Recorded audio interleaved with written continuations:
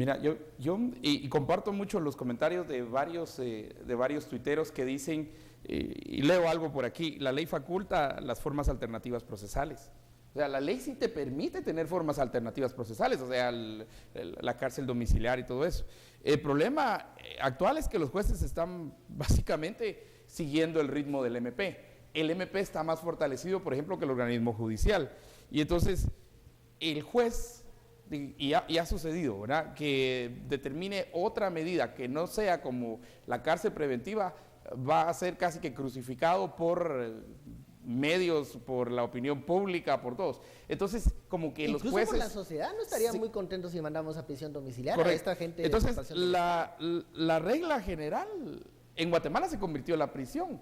Y de hecho, la prisión, como estamos pensando en las champas VIP o en el preventivo de la zona 18.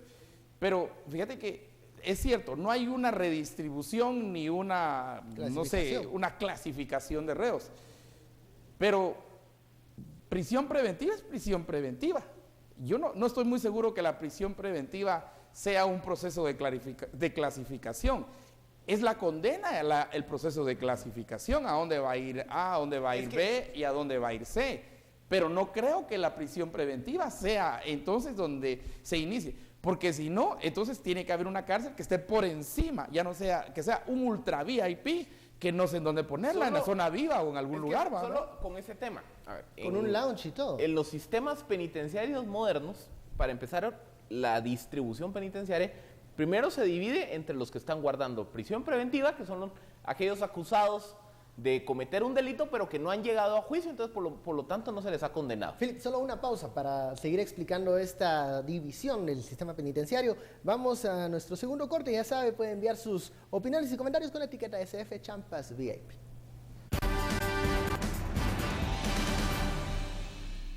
Regresamos al tercer bloque de Sin Filtro con el tema SF Champas VIP. Philip Chicola se había quedado ahí con una explicación de esta división, ¿no? De estos... Entonces les decía, primera división entre los centros de prisión preventiva y los centros de rehabilitación o cumplimiento de condena. ¿Por qué ocurre esto? Porque los de prisión preventiva, recordemos que al final quienes están adentro todavía no se han demostrado su culpabilidad. En los de rehabilitación, ahí se buscan dos cosas. O se busca rehabilitar a aquellos reos y reintroducirlos a la vida social, o castigar, o generar un castigo.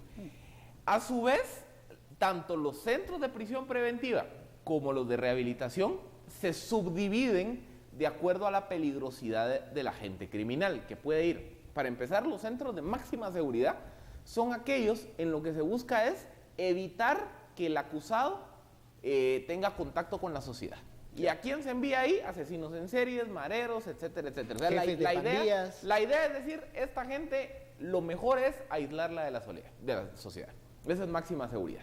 Luego está alta seguridad. Alta seguridad es un balance entre yo no quiero que esta gente se me escape porque tiene el perfil económico de poder para escaparse, pero también es alguien que su situación individual lo coloca en una situación de riesgo. Ahí cabría, por ejemplo, el caso de un Otto Pérez Molina. Claro. Otto Pérez Molina, digamos, por un lado tiene el dinero, los recursos, el poder, entonces uno podría pensar que podría, tipo Chapo Guzmán, buscar un escape, pero por otro lado, a Otto Pérez Molina no lo van a ir a poner a una de máxima seguridad, porque al día siguiente están jugando fútbol con su cabeza, entonces hay que separar.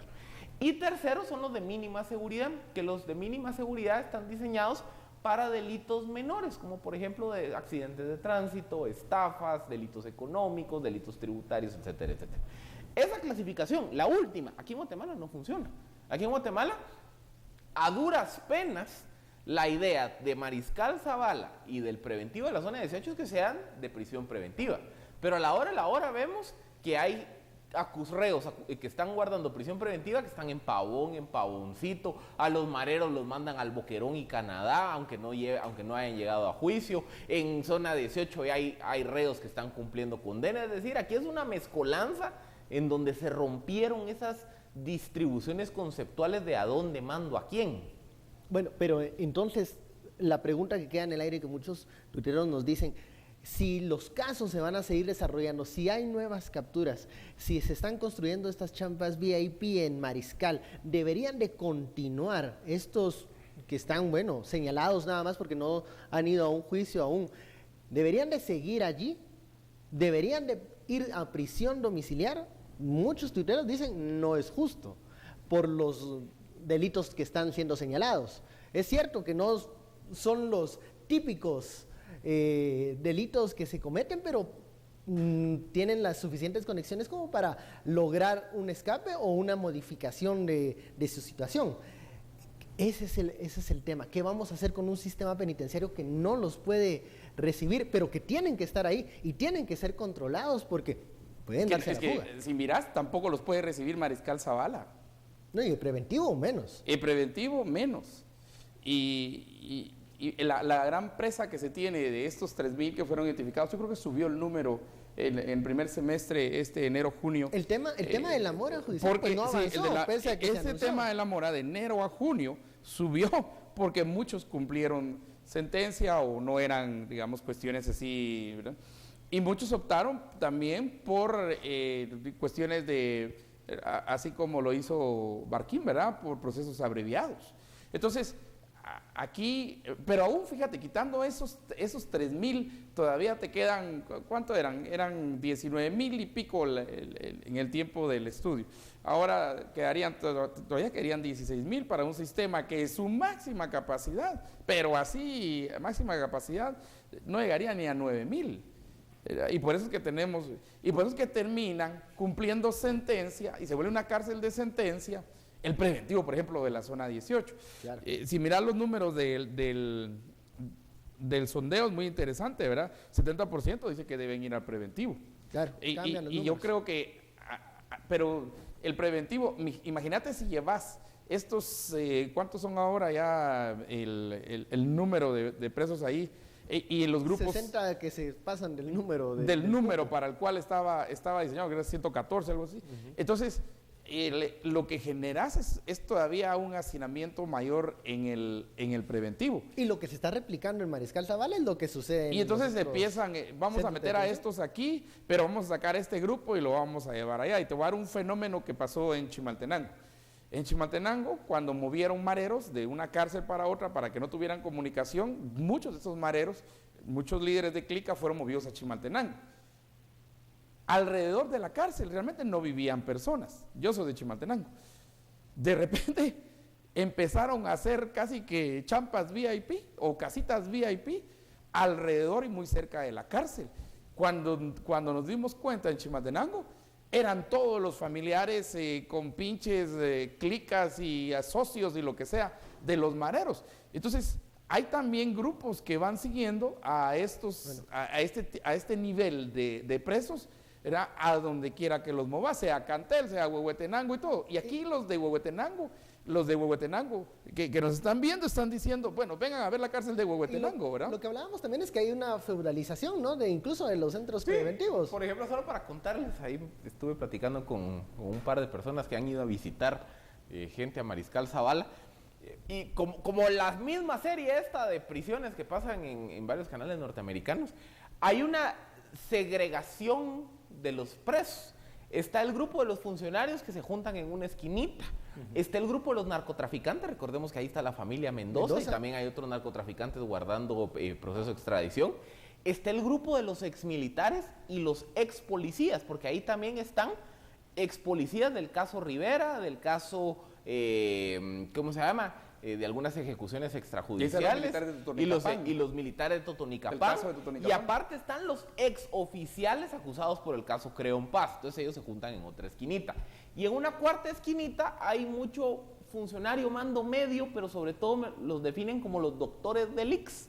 Hay un grupo como de 15 doctores del IX que están guardando prisión preventiva. Entonces, ¿qué ocurre? Cada grupito pues tiene su esquinita. Hay una competencia entre los policías y los narcos por ser quienes mandan. ¿Quiénes son como los que están en mayor situación de vulnerabilidad? Son como los doctores, los médicos. Pero aparte, también, esto sí hay que aclararlo, no es que vivan en una comodidad de primer mundo, pues, o sea, para mí, el único privilegio que tienen quienes están en Mariscal Zavala es saber que a la par no hay un sector de mareros que va a hacer una revuelta y me van a venir a cortar la cabeza. Pero después, por ejemplo, en las galeras donde están los presos, son galeras donde están hacinados en literas, de donde duermen 2 o 3. Por ejemplo, recordemos otro caso también interesante, cuando enviaron a prisión preventiva a Alfredo Rabé y a Cristiani, no había dónde ponerlos, entonces los dos tuvieron que compartir cama. En fin, digamos que, quiera que no, la cárcel era bonita porque se construyó el año pasado. Porque es nueva. Porque es nueva. Pero dejemos que pasen 6 meses, ¿cuál es el fin de la cárcel? Mi pregunta a todos ustedes es, ¿cuál es la finalidad que de una no se cárcel? escapen? Que Conocen a tanta gente que se pueden ir. Pero, no son ¿cuál es el persona. fin? Pero hay otras formas que tenemos otras formas que no se podrían escapar, y no me refiero solo a los de las champas VIP, me refiero a los 19,000 o 20,000 reos que se tienen ahora. Hay otras formas.